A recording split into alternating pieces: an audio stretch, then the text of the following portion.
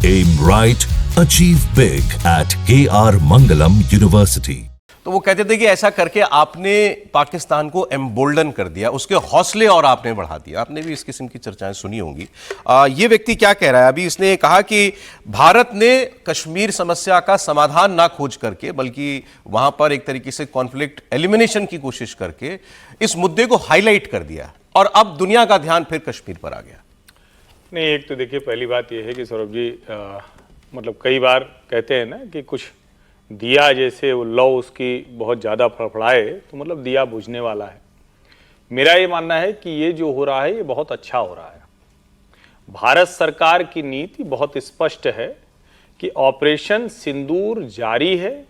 जो आतंकवाद करेगा और जो आतंकवाद कराएगा दोनों से बराबर निपटेंगे। तो असीम मुनीर जो कर रहा है अब वो उसी तरफ बढ़ रहा है क्योंकि कराएगा उसके ऊपर साबित है। और अगर दुनिया में इससे ये मुद्दा बड़ा हो गया तो बड़ा सुंदर है। ये 8 आतंकवादी ठिकाने ध्वस्त हो जाएं, 100 से 200 के बीच में आतंकवादी मार दिए जाएं और मुद्दा बड़ा हो गया तो बड़ा सुंदर है।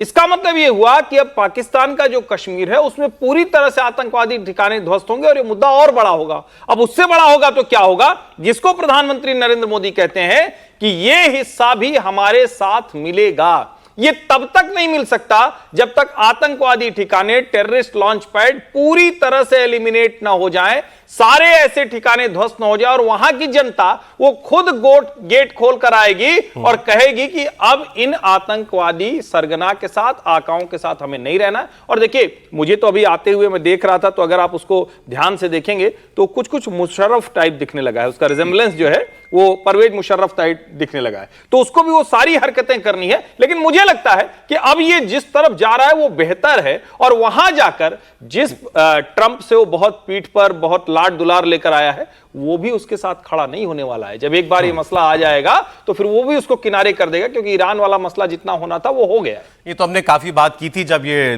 लंच का न्योता मिला था कि अमेरिका पाकिस्तान को टिश्यू पेपर की तरह इस्तेमाल करता है, यूज एंड थ्रो, और वही अब उनके साथ दोबारा। मुशर्रफ की जहां तक बात है, आपने बिल्कुल ठीक कहा। मुशर्रफ ने आपने टिश्यू पेपर कहा, अलग अलग लोग अलग अलग सोच रहे हैं क्योंकि सबका उपयोग हम यहाँ टिश्यू पेपर ही कहते हैं इसको आप किसी भी रूप में ले सकते हैं।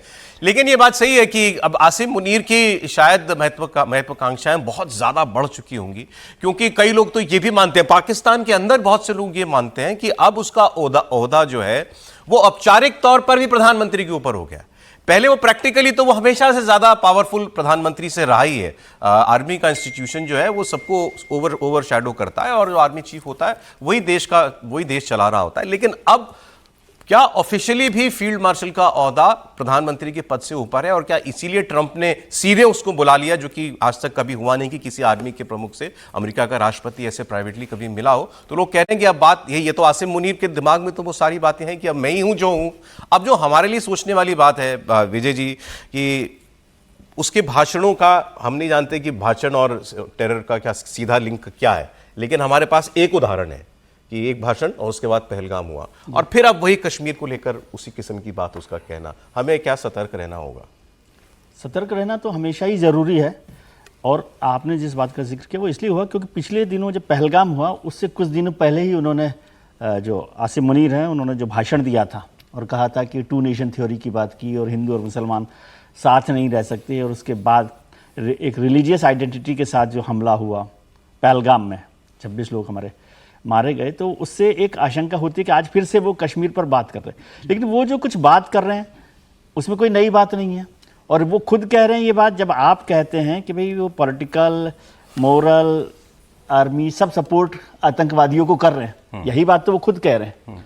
और पाकिस्तान को लेकर ये बात ठीक है जो आप फील्ड मार्शल को जिस तरह से बात कर रहे हैं कि एक फील्ड मार्शल जब कोई युद्ध में फेल हो जाए उसके बाद एलिवेट हो, है ना।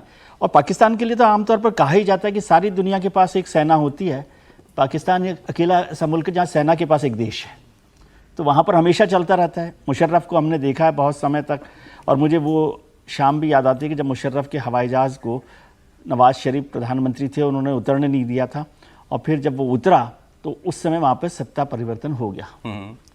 समझ गए? तख्ता पलट हो गया। तो अब आसिम मुनीर को भी लग रहा है कि अब वो तख्ता पलट का वक्त आ गया। वो हिंदुस्तान से ज़्यादा उनका दिमाग पाकिस्तान पर चल रहा है कि अब ये जो औपचारिकता है शहबाज शरीफ की वो खत्म हो जाए। अभी भी ताकत उनके पास ज़्यादा है ही किसी भी तरह से। और मुझे लगता है कि ये जो सतर्कता की बात कर रहे हैं, इसी को ध्यान में रखते हुए भारत सरकार ने कहा कि ऑपरेशन सिंदूर पॉज बटन पर है, जारी है, उसे बंद नहीं किया गया है। तो जो पॉज बटन होता है वो किसी भी दिन ऑन हो सकता है यदि ज़रूरत पड़ती है तो उसको लेकर। लेकिन ये भी बात होती है कि बहुत सारे लोग कहेंगे, हमारे मित्र लोग, कि इसीलिए हम कह रहे थे कि पॉज बटन इतनी जल्दी मत लगाइए। कुछ लोगों का इलाज जो है ना टाइम पर कर ही चलना चाहिए था। हाँ, कर ही देना चाहिए। जब मौका मिल जाए तो पूरा इलाज कर दिया जाए।